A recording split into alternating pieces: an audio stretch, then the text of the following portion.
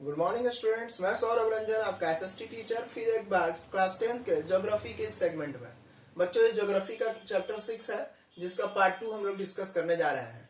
इस टॉपिक का हेडिंग जो है वो है मैन्युफैक्चरिंग इंडस्ट्रीज। आप चैप्टर के सीरियल नंबर पे जरा भी ध्यान न दें। आपको अगर ध्यान देना है तो चैप्टर के टाइटल पे ध्यान दिया कीजिए, ठीक है बच्चों, क्योंकि किताबें अलग अलग है तो हो सकता है कि चैप्टर का जो है नंबर है वो बदल सकता है।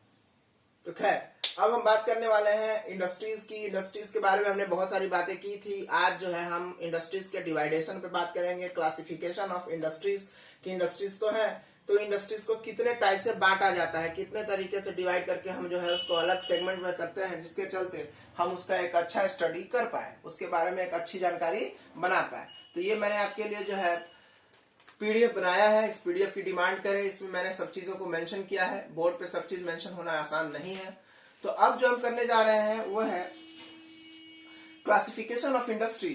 तो उसमें पहला जो पॉइंट बनता है वो होता है on the basis of raw material, कि किसी भी इंडस्ट्री को रॉ मटेरियल क्या यूज हो रहा है उसके बेसिस पे हम बांटते हैं। यानी कि किस तरह के रॉ मटेरियल यूज किए जा रहे हैं ये तय करेंगे कि वो इंडस्ट्री किस सेगमेंट में आएगी, किस जगह रखी जाएगी। तो इसमें आते हैं आपके जो है पहला agro based industry. Agro based जो एग्रीकल्चर से जिसका रॉ मटेरियल तैयार होता है उसी को एग्रो बेस्ड इंडस्ट्री में काउंट करते हैं। दूसरा है मिनरल बेस्ड इंडस्ट्रीज, कि बहुत सारी इंडस्ट्री है जो मिनरल्स का यूज करके उसको नए चीजों में कन्वर्ट करती है, तो उसको मिनरल बेस्ड इंडस्ट्री कहते हैं। थर्ड है आपका फॉरेस्ट बेस्ड इंडस्ट्रीज, कि बहुत सारी इंडस्ट्री जो है वो फॉरेस्ट बेस्ड है, जंगली चीजों, जंगल से फ्रूट्स आते हैं, लीव्स आती हैं, बहुत सारी ऐसी चीजें आती हैं जिनका यूज करके वो है नए प्रोडक्ट को डिजाइन करते हैं या प्रोड्यूस करते हैं। और लास्ट है आपका पोस्ट्रॉल रिसोर्स बेस्ड इंडस्ट्रीज, की जो जानवर मर जाते हैं, जो खत्म हो जाते हैं, उन चीजों का जो रॉ मतलब वेस्टेज है, उन वेस्टेज का इस्तेमाल करके जो है एक इंडस्ट्री जो है कुछ बनाती है, उसी को हम जो है इसमें रखते हैं। खैर, दूसरा जो पॉइंट है, अब पहला जो हमने किया उसमें क्या था, रॉ मटेरियल। दूसरे पे आता है on the basis of products. On the basis of products, कि कैसे प्रोडक्ट्स बनाती है। तो अगर छोटे हल्के बनाती है तो आपका लाइट इंडस्ट्री, और बहुत भारी बनाती है, बहुत बड़े बनाती है तो हैवी इंडस्ट्री। अब कोई इंडस्ट्री है जो बिस्किट बनाती है तो वो लाइट में आ गई। कोई इंडस्ट्री है जो ट्रक बनाती है, ट्रेन का चक्का बनाती है, ट्रेन का बॉगी बनाती है, तो जो बड़ी इंडस्ट्री वो हैवी इंडस्ट्री, जो छोटी है वो आपका जो है लाइट में आती है, लाइट इंडस्ट्रीज। थर्ड है आपका on the basis of utility, कि आप जो है किस तरह के यूज के लिए प्रोडक्ट बना रहे हैं। तो on the basis of utility, कि किस तरह का उसका इस्तेमाल होगा, इस पे भी हम इंडस्ट्री को डिवाइड करते हैं। उसमें पहला है कंज्यूमर गुड्स इंडस्ट्री, ऐसा इंडस्ट्री जिसको डायरेक्ट हम जो है कंज्यूमर को देंगे, उसको कंज्यूमर खा लेगा। जैसे बिस्किट हो गया, दूध हो गया, आटा हो गया, आपका मैगी हो गया, कुछ भी जो हम इडेबल आइटम्स है जिसको हम खाते हैं उसको हम कंज्यूमर बेस्ड इंडस्ट्रीज काउंट करते हैं। नेक्स्ट है बेसिक इंडस्ट्रीज। बेसिक इंडस्ट्रीज यानी क्या, ऐसी इंडस्ट्रीज जो ऐसे प्रोडक्ट को बनाती है जो किसी दूसरे कंपनी, दूसरे इंडस्ट्रीज के द्वारा यूज की जाती है। जैसे कोई एक कंपनी कार बनाती है, अब कार बनाती है तो सिर्फ कार का इंजन डिजाइन करती है, मॉडल। अब उस इंडस्ट्री ने दूसरे इंडस्ट्री से जो है खरीदा है क्या, टायर, हैंडल, लाइट। तो ये जो टायर इंडस्ट्री जो हुई वो डायरेक्ट कस्टमर को नहीं मिलती है, टायर जो है अपना सेल करती है किसको, एक कार कंपनी को। तो ऐसे में ये कंज्यूमर बेस्ड इंडस्ट्री नहीं हुई।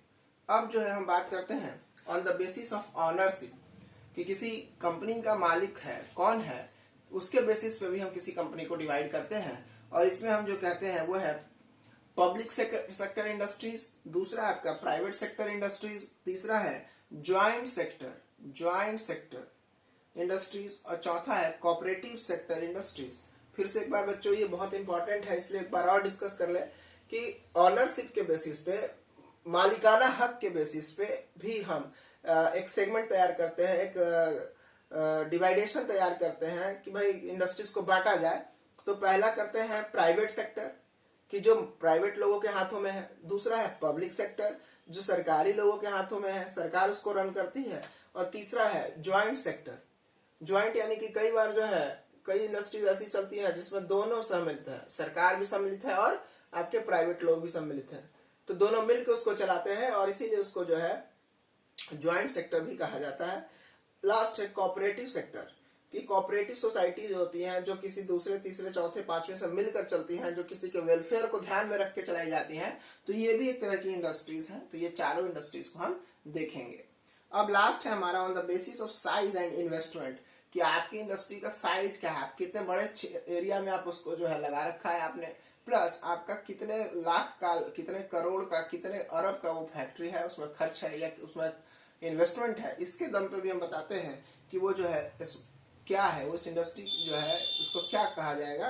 तो इसमें जो है हम large scale industries, small scale industries और विलेज एंड कॉटेज इंडस्ट्रीज के सेगमेंट तैयार करते हैं। बच्चों पहला है आपका लार्ज स्केल इंडस्ट्री, लार्ज यानी जिसका इन्वेस्टमेंट बड़ा है, मोर देन 10 करोड़। दूसरा है स्मॉल स्केल इंडस्ट्रीज, कि वैसी इंडस्ट्रीज जो छोटी हैं, घर में ही चलाई जाती हैं। कई बार आपने देखा होगा चीनी मिट्टी के बर्तन बनाए जाते हैं, तो ये सब एमएसएमई में आता है, स्मॉल स्केल में आता है। तो ये सब छोटे छोटे हैं। बहुत सारे लोग दाल का प्लांट लगा लेते हैं, बहुत सारे लोग फ्लोर मिल बनाते खोलते हैं, अभी राइस मिल खोले हैं, तो ये सब चीजें जो है स्मॉल स्केल में आ जाती हैं। लेकिन बहुत बड़ी हैवी इंडस्ट्रीज भी लगती हैं, आपने देखा है। हमारे पास टाटा का एग्जाम्पल है, हमारे पास महिंद्रा का एग्जाम्पल है, मारुति का एग्जाम्पल है, ये सब हैवी लार्ज स्केल इंडस्ट्रीज है। खैर लास्ट हमारा विलेज एंड कॉटेज इंडस्ट्री, की भाई गांव के लेवल पे, गांव में जो लोग हैं, जो रॉ मटेरियल है, उसके बेसिस पे वहां भी इंडस्ट्रीज अब लगाई जा रही हैं, और इसी को हम जो है विलेज बेस्ड या कॉटेज बेस्ड इंडस्ट्रीज कहते हैं।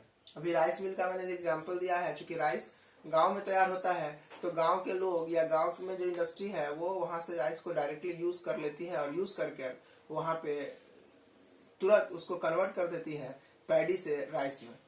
तो इस कारण से ये सारी इंडस्ट्री वहां है। अब कोई भी इंडस्ट्री लगाने से पहले बच्चों सर्वे किया जाता है। ऐसा नहीं है कि कोई भी इंडस्ट्री कभी भी किसी से कोई आके लगा देता है, क्योंकि इंडस्ट्रीज को लगाने में एक बहुत बड़ा इन्वेस्टमेंट होता है, करोड़ों में अरबों में इन्वेस्टमेंट होते हैं, तब जाके एक इंडस्ट्री खड़ी होती है। तो जब भी इंडस्ट्री लगाई जाती है तो कोशिश की जाती है कि इंडस्ट्रीज को जो है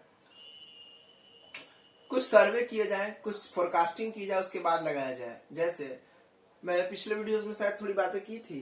पहला कि रॉ मटेरियल कहाँ मिलता है, where the raw material has found. दूसरा लेबर कहाँ मिलते हैं, या कैसे लेबर मिलते हैं, या कौन लेबर होंगे जो हमारी इंडस्ट्री में काम करेंगे, वहां उनकी अवेलेबिलिटी कितनी होगी, इन सब पे भी ध्यान रखा जाता है। इसके बाद ट्रांसपोर्टेशन फैसिलिटीज को भी देखा जाता है। ये भी देखा जाता है कि आप कहाँ हैं, लोकेशन ऑफ द प्लेस।